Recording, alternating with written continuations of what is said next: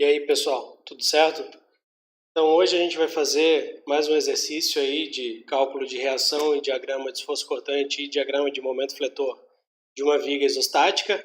Então, eu estou fazendo exercícios que cada exercício tem algo diferente, ou seja, no cálculo da reação, ou seja, no desenho do diagrama de esforço cortante ou no desenho do diagrama de momento fletor, para vocês terem aí um portfóliozinho com várias situações, né?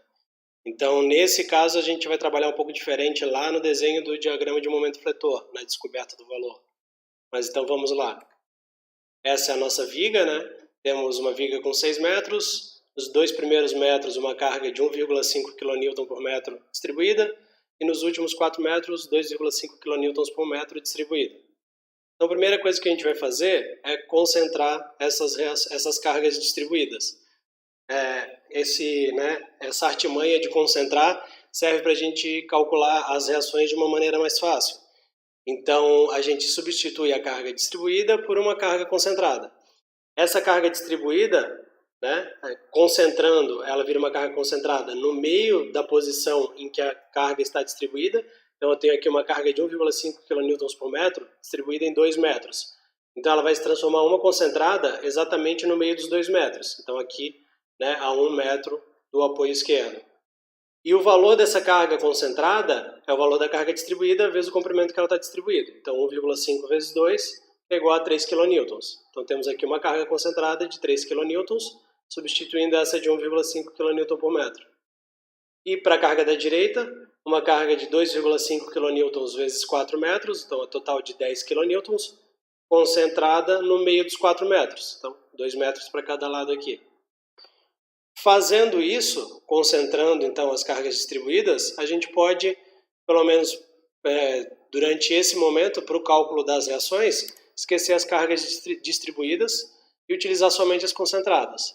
Então aqui a gente vai calcular a reação A no apoio esquerdo, reação B no apoio direito. Então a primeira coisa que a gente vai fazer é descobrir a reação B. Para descobrir o valor da reação B, a gente faz somatório de momentos em A. Então aqui somatório de momentos no apoio A, que é o apoio do lado esquerdo. A gente sabe que o somatório de momentos em A tem que dar zero, porque esse aqui é um apoio, um vínculo de primeira ordem, ele só tem uma restrição. Então esse tipo de apoio restringe somente as cargas verticais, somente as cargas em Y. Em X não restringe e não restringe momento. Então, consequentemente, sendo um apoio articulado aqui que não restringe momento, o momento fletor nesse apoio é zero. Igualmente, o momento fletor no outro apoio também é zero, porque também é um apoio articulado. Então, dessa forma, a gente pode fazer somatório de momentos num apoio, depois somatório de momentos no outro apoio, que a gente sabe que o resultado tem que dar zero, e daí a gente descobre as reações. Então, aqui, fazendo somatório de momentos em A, no lado esquerdo, posso fazer a consideração do giro da maneira que eu entender for mais fácil. Então, eu fiz aqui as cargas que fazem girar esse apoio no sentido anti-horário são positivas, e as cargas que fazem girar o apoio A no sentido horário são negativas. E daí a gente faz o somatório dos momentos, que são cargas vezes a distância. Então a gente tem a reação A, ela está exatamente onde eu estou fazendo o somatório de momentos, então a distância até esse ponto é zero, então é a reação A vezes zero. A carga concentrada de 3 kN, ela está a 1 metro do nosso apoio onde a gente está fazendo o somatório de momentos em A. Então, é a carga de 3 kN vezes 1 metro de distância até o A, e o sinal dela é negativo porque ela está fazendo tudo girar no sentido horário, e a gente considerou aqui que horário é negativo. Depois, a carga de 10 kN concentrada, mesma coisa, está fazendo esse apoio girar no sentido horário, horário é negativo, o valor da carga é de 10, vezes a distância da carga até o apoio A, que é um total de 4 metros. A gente tem 4 metros daqui até aqui, da carga até o apoio A. E temos a reação RB. Então a gente tem a RB para cima, fazendo o nosso apoio girar no sentido anti-horário. Então, sentido anti-horário, a consideração é positiva, então é mais RB vezes a distância até o apoio A de 6 metros. Isso tudo é igual a zero. Então, o RA a gente vai cortar, porque é vezes zero, vai se anular. A carga de menos 3 vezes 1 dá menos 3, isso está desse lado do igual, passando lá para o outro lado do igual, fica mais 3. Menos 10 vezes 4 dá menos 40, passa para o outro lado do igual, mais 40. E o 6 que estava multiplicando RB passa dividindo tudo, né? Então 40 mais 3 dividido por 6 dá uma carga de 7,17 kN. Então essa é a resposta da reação B. A reação B, né, é uma reação de 7,17 kN. Até agora a gente calcula a reação A, através do somatório de momentos no outro lado, que é o somatório de momentos em B. Então aqui eu fiz a consideração de o que gira no sentido horário positivo e o que gira no sentido anti-horário, o apoio, negativo. Então o somatório de momentos em B é igual a zero. Temos a reação RB vezes zero, porque é exatamente onde eu estou fazendo o somatório de momentos. Para a carga de 3 kN, ela está para baixo, ela faz esse apoio girar no sentido anti-horário, então é negativo a consideração, menos 3, que é o valor da carga, vezes 5, que é a distância da carga até o apoio B, 5 metros. A carga de 10 kN faz o apoio girar sentido anti-horário, consideração negativo, então menos 10, que é a carga, vezes 2, que é a distância da carga até o apoio B. E mais a reação RA, né, ela está para cima, então ela faz esse apoio girar no sentido horário, então essa consideração foi positiva, mais RA vezes 6, que é a distância do RA, né, do apoio A, até o apoio B, 6 metros. Então RA vezes 6 igual a zero. Daí a gente vai anular o RB, menos 3 vezes 5 dá menos 15, passa para o outro lado do igual, mais 15, menos 10 vezes 2, menos 20, passa para o outro lado do igual, mais 20, e o RA, né, que estava multiplicando por 6, o 6 passa dividindo tudo, então 20 mais 15, 35, sobre 6, 5,83. Então essas são as reações. No lado esquerdo, a reação no apoio A, 5,83 kN, e no apoio B, 7,17 kN. Então esse é o diagrama de corpo livre da nossa viga. As cargas distribuídas, né? Esse é o original que a gente vai utilizar agora para desenhar os diagramas, né? Esquecendo as cargas concentradas e voltando para as distribuídas. Então a carga de 1,5 kN por metro em 2 metros, a de 2,5 kN por metro em 4 metros, a reação B de 7,17, a reação A de 5,83. Então, partindo para os diagramas, a primeira coisa que a gente faz é desenhar os eixos, né? Então, diagrama de esforços cortantes. Em kilonewtons, o eixo está aqui, começa no zero e vai até o zero. Diagrama de momento fletor, o eixo vai do zero até o zero, né? Que nos apoios, como são apoios articulados, o momento fletor é zero. E daí a gente começa a desenhar o que as cargas estão, né, dando para a gente a informação de subir e descer no gráfico de diagrama de esforço cortante. Então, por exemplo, a primeira coisa que eu tenho no lado esquerdo do diagrama de esforço cortante, eu estou no zero. Daí tem uma reação de 5,83 kN, que é a reação A, que manda subir 5,83. Então estou no zero, sobe, né, vai para cima, mais 5,83. Depois disso, a gente tem uma carga distribuída de 1,5, né, 1,5 kN por metro distribuído em 2 metros. Então o total que eu vou descer é menos que eu vou descer, porque a carga está para baixo, né, está apontando para baixo, menos 1,5 vezes 2, que é 1,5 kN por metro em 2 metros. Então eu vou descer um total de 3 kN. Então estou no 5,83 menos 3, vou chegar no 2,83. Então vai descendo inclinado, porque a cada metro que vai se passando na viga vai descendo 1,5 kN por metro, né? Então ela vai descendo de forma inclinada todo esse trecho. Depois começa a ação da segunda carga, que é de 2,5 kN por metro. Então essa carga vai fazer com que a gente está no 2,83 kN. E a gente vai descer um total de menos 2,5 kN em cada metro, num total de 4 metros. Então menos 2,5 vezes 4, menos 10. Então estou no 2,83 positivo, menos 10 vai até o menos 7,17 kN. Saí lá do positivo, vim para o negativo e o total, né, 2,83 menos 10 kN. Daí vocês vão descer inclinado, 2,5 kN em cada metro, até chegar no menos 7,17. E daí no lado direito a gente tem a reação B, que manda subir 7,17. Então sobe 7,17, chega no zero. Então Lado de cima do diagrama positivo, lado de baixo negativo, estava no 7,17, subiu, chegou no zero. Esse é o nosso diagrama de esforços cortantes. E aqui agora entra a parte diferente em relação aos outros exercícios que a gente fez. O valor máximo do momento fletor que a gente tem que calcular para montar o diagrama é exatamente o valor nesse ponto, onde o nosso diagrama de esforço cortante tem valor nulo, né? Ele foi saindo do positivo, atravessou lá para o negativo. Nesse ponto aqui, o diagrama de esforço cortante é nulo, e aqui a gente tem o valor máximo de momento fletor.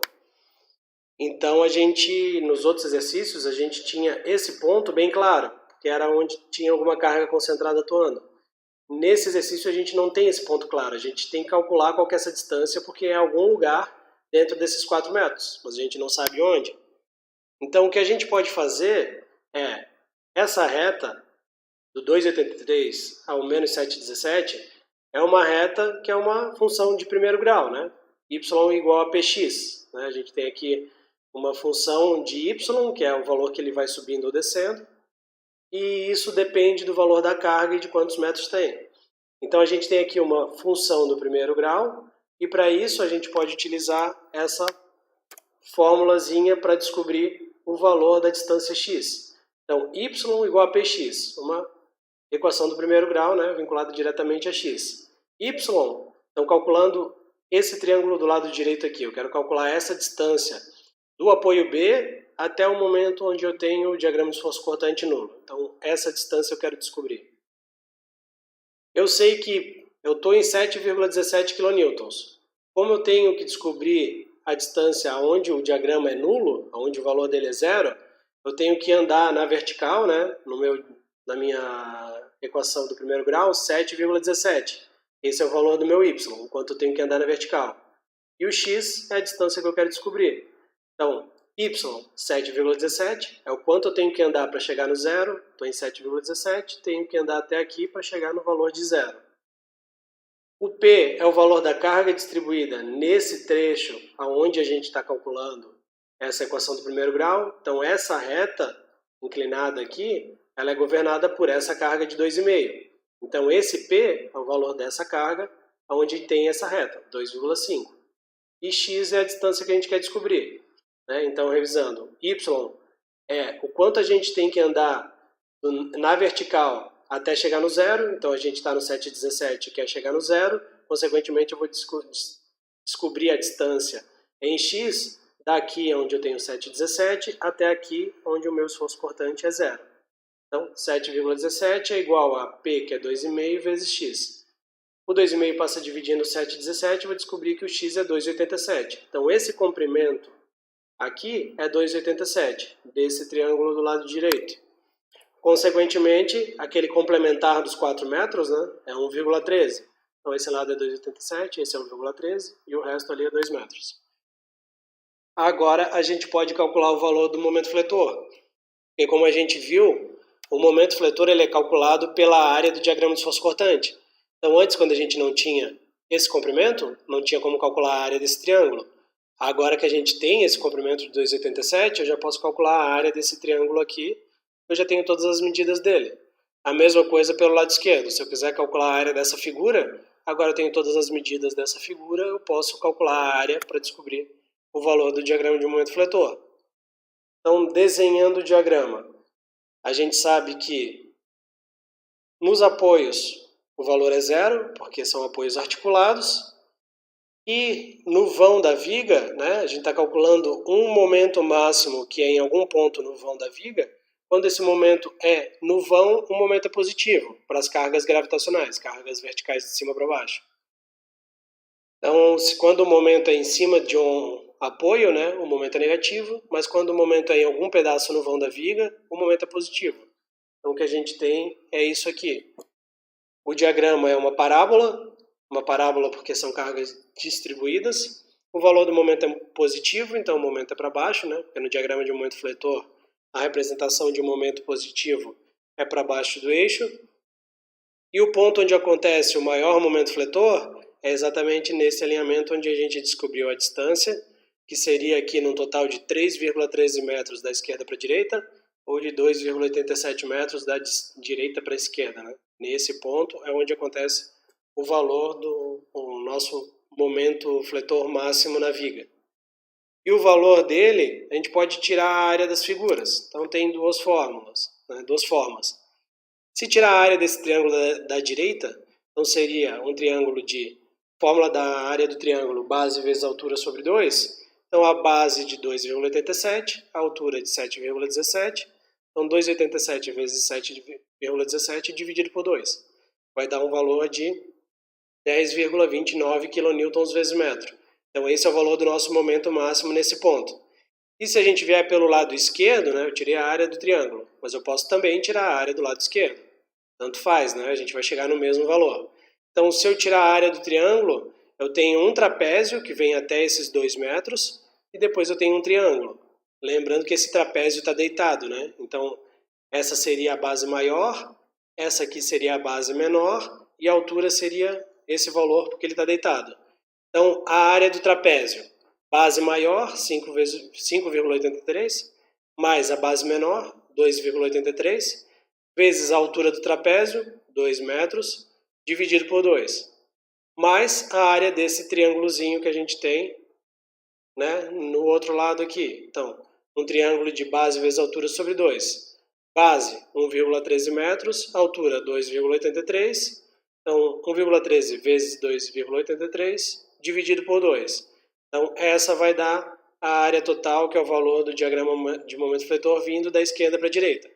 Daí a gente chega no resultado de 10,26 kN vezes metro.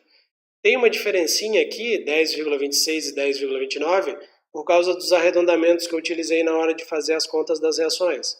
E nas contas das distâncias aqui também, né? Essa reação ela é 5,83333, é uma dízima. E essa reação é 7,166666, que também é uma dízima, então esse valor está arredondado. Essa distância também está um pouquinho arredondada, então deu uma diferencinha de 10,26 para 10,29. Se vocês forem calcular com todas as casas que dá na calculadora, vocês vão chegar em 10,27, seria o valor exato desse ponto aqui.